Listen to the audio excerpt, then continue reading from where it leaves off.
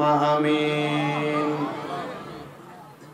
আল্লাহুম্মা আমিন আলহামদুলিল্লাহি রাব্বিল আলামিন আসসালাতু ওয়াসসালামু আলা রাসূলিহিল কারীম রব্বানা যালামনা আনফুসানা ওয়া ইল্লাম তাগফির লানা ওয়া তারহামনা লানাকুনান্না মিনাল খাসিরিন या इलाही रहम फरमा मुस्तफा की वास्ते खुले दे दरवाजा रहमत गदा की वास्ते रहमतुल लिल आलमीन खत्मे रसूल जाने जगह अहमद व हामिद मुहम्मद मुस्तफा की वास्ते मबूदो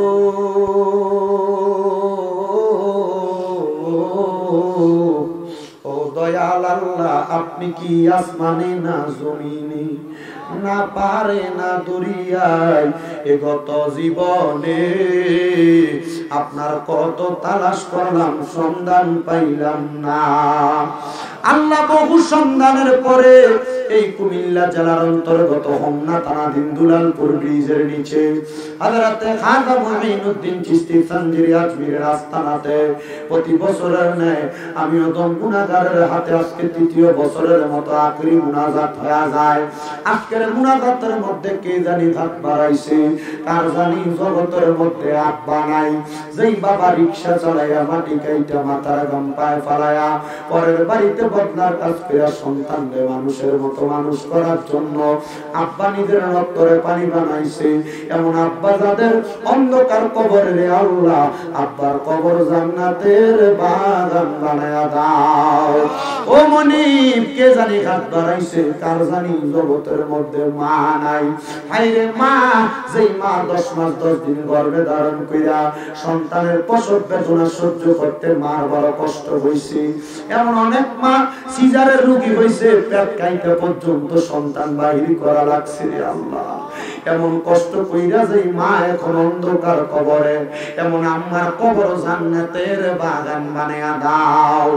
এলাহি ফরিয়াদ তোমার দরবারে, কে জানি হাত বাড়ায়, মাও নাই বাবা নাই জনমের এতিম, আম্মা আব্বা আছে যারা,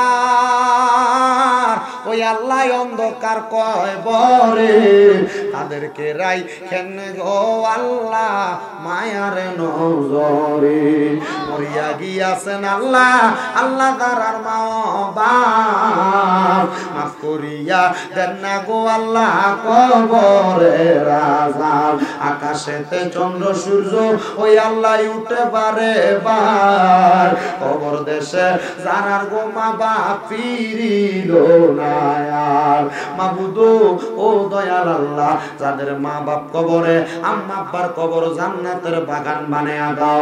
যারার মা বাবা বাচ্চায় আছে গো, আম্মা আব্বার হায়াতে বরকত দান করো রব্বুল আলামিন, আম্মা আব্বার খেদমত করার তৌফিক দান করো, প্রত্যেকের বংশের কবরের আযাব মাফ করো, দাদা দাদির বংশ শ্বশুর শাশুড়ির বংশ আত্মীয় স্বজন যারা কবরে, কবরটা নাজাতের ফয়সালা করো রব্বুল আলামিন। আল্লাহ ফরিয়াদ তোমার দরবারে গো আল্লাহ, আমরা গুনাহগার মানুষ তোমার দরবারে হাত বাড়াইছি, প্রত্যেকের ব্যবসা বাণিজ্য কাজে কর্মে চাকরি বাকরিতে বরকত দান করো, যারা পড়ালেখা করে বিদ্যা বুদ্ধি বাড়াইয়া দাও, মানের সম্মান ইজ্জতে জিন্দেগি নসিব করে দাও।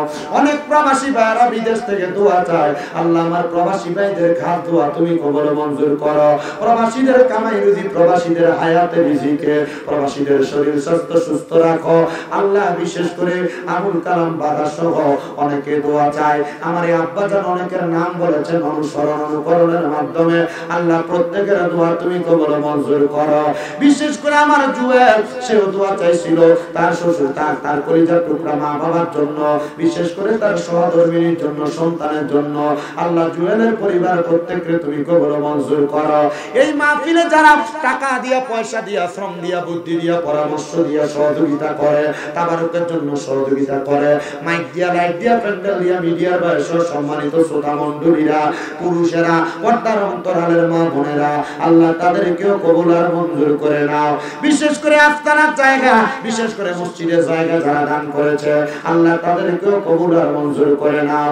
রাব্বুল আলামিন যারা প্রতি বছর বছর তাদের দানের টাকাগুলো দিয়া দেয় আল্লাহ তাদের সবাইকে তুমি কবুল মঞ্জুর করো। যারা দান করতে পারে না দান করার মতো সম্পদের মালিক বানিয়ে দাও আল্লাহ।